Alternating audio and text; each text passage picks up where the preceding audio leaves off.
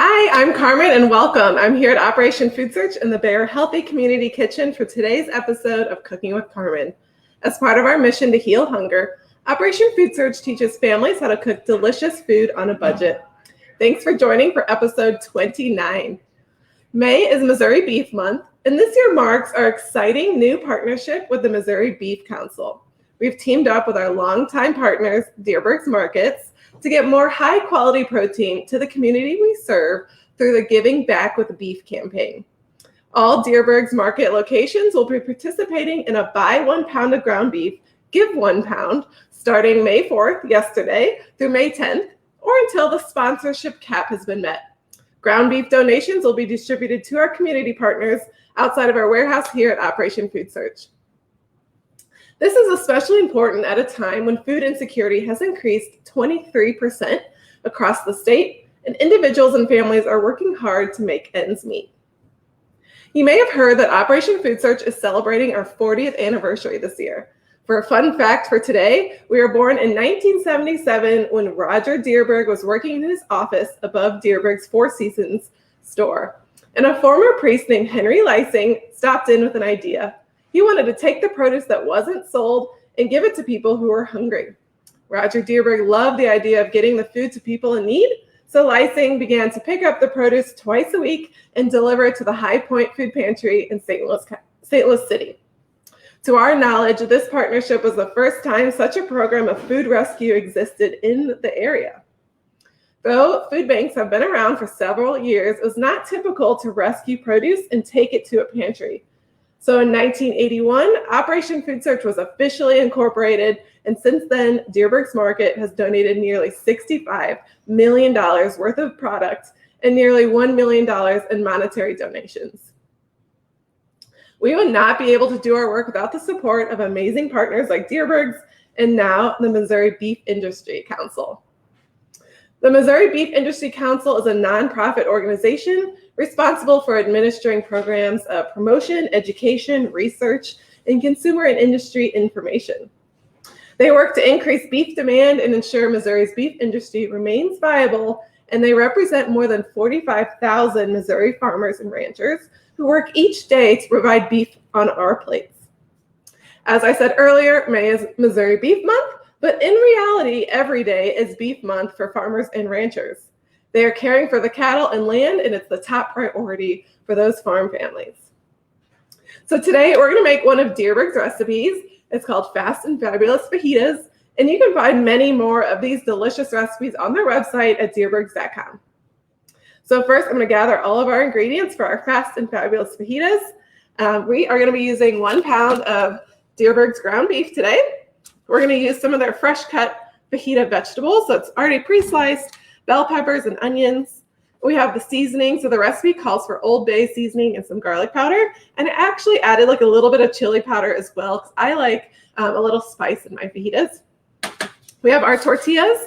I'm using some whole wheat tortillas today for some extra nutrition, fiber from those whole grains. And we have some Pico de Gallo, and again, it's a fresh cut, already freshly made Pico de Gallo from the Dearborg's store. We have some cheese and some sour cream. So to get started, we're going to heat up our pan here, and we're going to cook our ground beef. So we're going to be using 85% lean, 15% fat in our ground beef. And this came from that Buy One, Give One campaign. So you should head on over to Dearborg's and support the program. All right, so I just use my spatula and I kind of just break it up into little chunks as it starts to cook. An interesting fact about Dearborg's is that they use Angus ground beef, and they also source their meat locally here in the Midwest. USDA Choice Angus is the name of the game at Dearborg's, as they want to prioritize a consistent, high-quality experience for every customer. Angus selections have better marbling, more flavor, they're nice and juicy, and they always have that consistency that we're looking for. Also, their experienced artisan butchers can take special requests. So just ask one of their super friendly meat managers if you have a specific product or cut that you're looking for, and they can help you out. All right, so again, I'm just breaking it up into chunks. And beef is one of those great sources of protein. I love cooking with ground beef. I often have it in my freezer, so I can just pull it quickly together for a lot of meals. My son really likes to eat ground beef because it's easy to chew and it always tastes good. 1 serving of lean beef provides half of your daily protein and essential nutrients needed to fuel your day.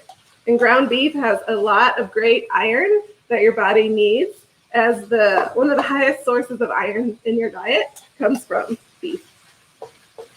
All right. So the rest of our ingredients, I'm going to start opening up our fresh cut fajita veggies. And again, you don't have to buy these already pre-made, but this is a great time saver. Dierberg's has so many options of these fresh cut, and it's just available in their produce section. So you can get some veggies that are already pre-seasoned as well and throw them on the grill or have them as a quick side dish.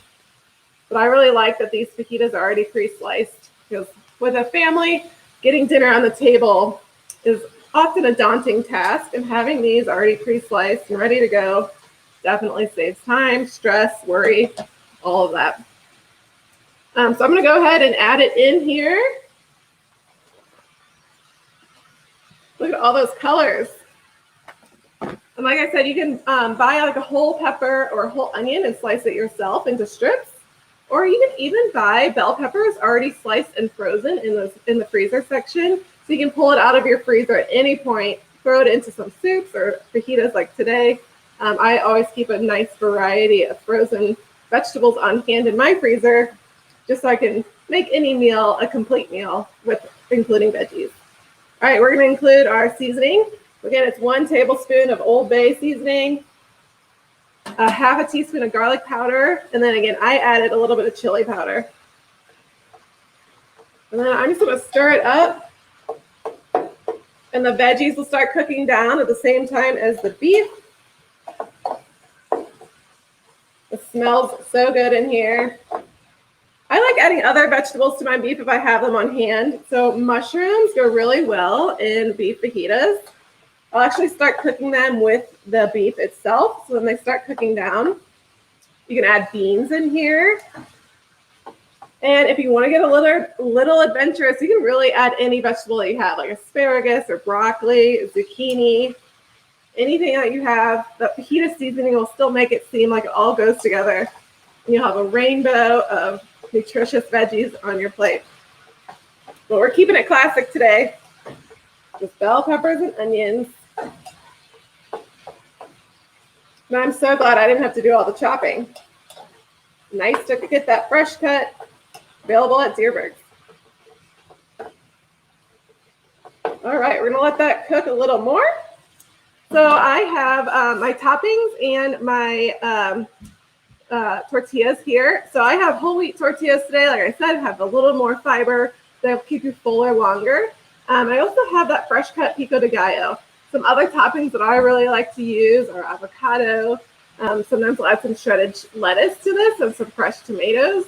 Again, finding more ways to add that fresh produce is a definite way to infuse a little more nutrition into your meal.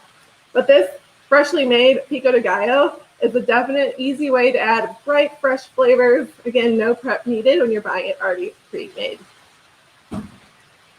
So let's check on this again. Stirring it up. And basically, you just want your beef to be fully cooked and your vegetables to be nice and tender. But I like to leave my veggies like with a little bite left in them still. So they're not like mushy, but they have a nice crisp bite to them. And always leave a comment below if you have any suggestions for what vegetables you would add to your beef fajitas. We love to hear how other people customize their plate to meet their family's desires. All right, this is looking delicious.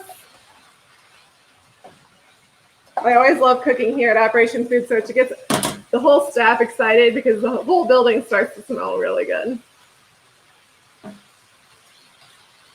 All right, we are all done. So again, it comes together so quickly. I make fajitas all the time for my family. And I hope you will make some tonight for yours. We're going to plate it up. Make sure to get a couple of those different colors of bell peppers on there. So we all eat with our eyes first. All right. And then I'm going to top it with a little bit of the Deerberg's Mexican blend cheese. It's already pre-shredded, so you don't have to, again, put any time or effort into this. Quick and simple. And then I like sour cream on mine.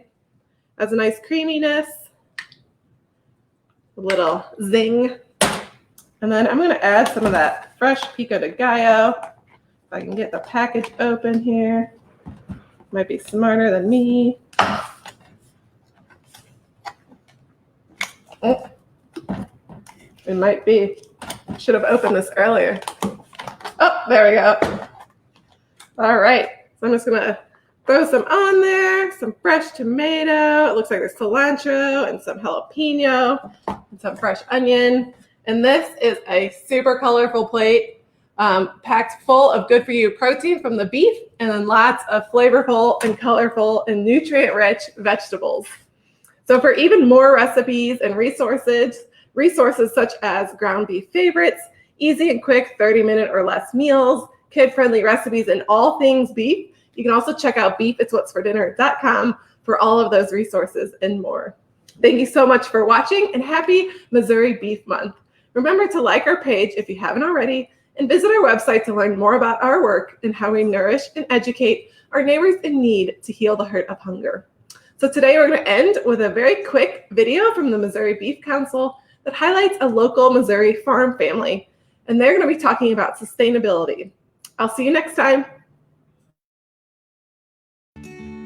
I knew I would always own cattle, and I have. And here I am, mid-stage of life, and I still really enjoy the cattle. Anita is the Missouri native.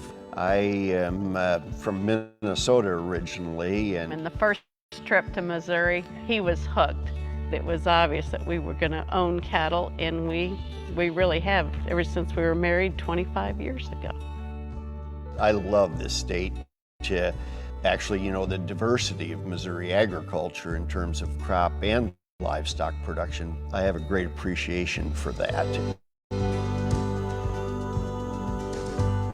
When it comes to Sycamore Creek, we just hope everyone has a chance to really enjoy the great quality beef that we grew up with. Beef farming is a lot more than knowing about cattle and being able to take care of cattle. The farm is divided into 12 different paddocks, small pastures. When we move the cows off to another paddock, the grass has some recovery time to grow, just like your lawn grows back after you mow it. We have a solar pump system. We pump water to a supply tank on top of a hill. Sustainability for us, it's about 3 E's. It's the environment, taking care of the environment, the water, the lands, the grasses. It's about the economic. Is it economically viable, but also ethically the right thing to do? Most cows are generally happy. If they aren't happy, they're not producing to their full potential. If they want to see you, you know you're doing something right. During the winter when we're feeding hay, we feed hay in those areas where we want to build the soil because it leaves some organic matter. When you're digging the big old fence post, the hole, and you see these big old fat juicy worms, we're kind of a fishing family. When you have a lot of worms, you're going to have good soil health. That's another great indicator. So all of this is important to us because we want to maintain the environment. We need to make sure that we're taking care of it so it in return will be there for us. Looking at the land more holistically. This farm needs to be sustainable. It needs to be better than when we arrived, and we want it to go on for generations. We have family. We have a son that he wants to take this over, and we want to make sure it's ready for that. We also worry about wildlife habitat. Anything you want to add? It's not only wildlife, it's mushroom habitat, morel mushroom. And blackberry picking. And blackberries. Yes, we have blackbirds. You know, we're out here producing a high quality product, and we're proud to do that. You know, we're just real people raising real food.